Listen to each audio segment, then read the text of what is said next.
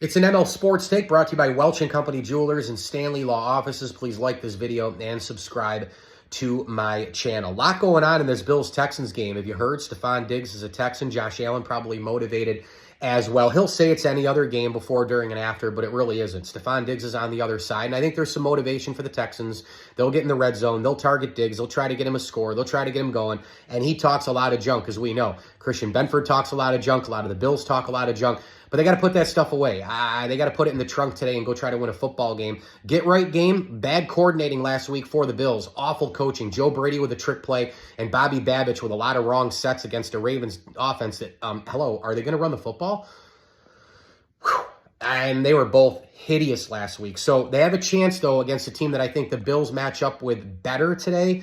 I think this is a complete toss-up game for so many reasons, including injuries, including soft spots on both rosters, even with starters, namely the Texans' defensive line. I think the interior is so weak there. The Bills have got to try to run in between the tackles, you know, right inside with James Cook, Ray Davis and company. Try to maybe set that ground game up, get Allen off the play action. They are elite on the ends with Hunter and Anderson. We know that. But inside, I think the Bills should be able to run the football. Get the ball to Curtis Samuel today. I mean, there's no Khalil Shakir, and there's another injury for the Bills.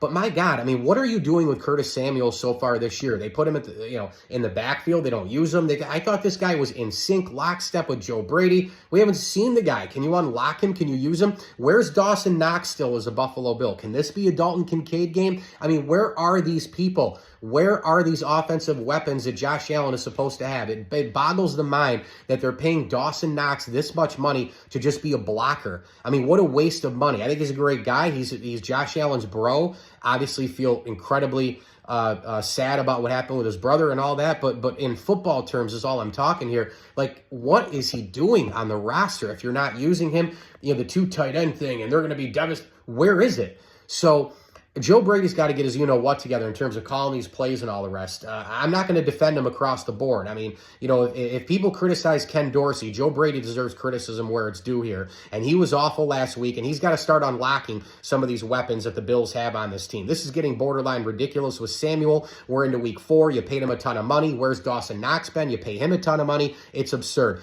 Ed Oliver is out. We'll find out what goes on with the linebackers on the defensive side as well. But I got to tell you, I'm not that concerned about the Bills' defense because they've done it so many times. Balen Spector, yes, eventually you're going to get so worn down and you're going to get to the second, third, fourth level of player, and he's nowhere near a Taron Johnson or a Terrell Bernard. But in a regular season game, you can kind of sustain this kind of stuff. Keep your eye on Nico Collins. He terrifies me as a Buffalo Bills fan. When you take a look at what he can do, his big body, 6'4", 230, goes all over the place. He's arguably right now the second best receiver in the NFL behind Justin Jefferson.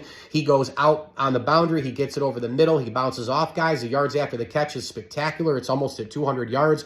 The Bills have got to have him, they got to have eyes on him everywhere. Christian Benford, big player in this game. Rasul Douglas, big player in this game. The Bills secondary, their corners, they have got to have their you-know-what together. The Bills have a lot of injuries, man. The linebacker is a question mark right now. We don't know. You have Taylor Rapp, gone. Ed Oliver, gone.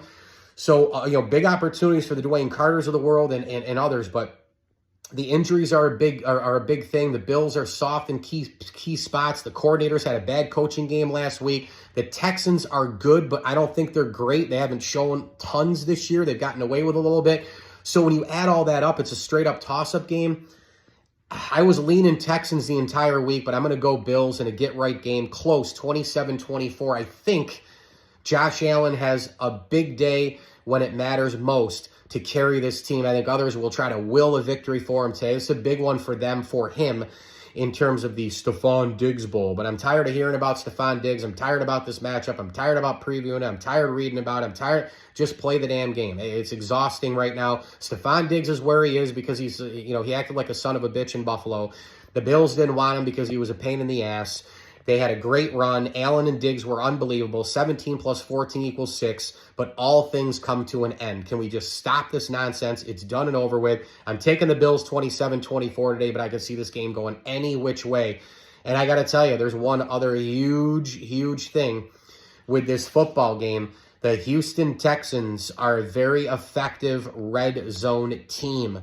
So pay attention to that in terms of their offense. Also, on defense, This team loves zone early, and then they love man late, meaning in drives. First and second down, they go zones. Third down, man with one high safety. I mean, can't Josh Allen carve that up a little bit? And you listen to all the PFF guys, you listen to some tape breakdown guys and all the rest. This comes down to a big-time schematic thing. Joe Brady has got to be on his game. If it's third down and 6, you got to convert those.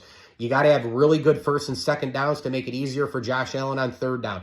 Joe Brady, you might look at him above everybody today in terms of what's on the line and who has to perform the best. Bills 27-24 over Houston. Mike Lindsley here. It's an ML Sports Take brought to you by our great friends at Ken's Auto Detailing, Mars Motors, CH Insurance, Burn Dairy, and our tremendous pals at Camillus Golf Club. Folks, I was there last week. The place is spectacular. Go get your 2025 membership to Camillus. The greens are rolling. The fairways are green. The look, the color, Central New York, fall, it is awesome. The food and drink before, during, and after your round is great as well. You can book your banquets there, book your league, and book your big golf events as well. Go get your membership for 2025 to Camillus, a proud Platter sponsor. Yes, I know I still have some holes left on the walls. I'm getting to it. I got some things coming in the mail today.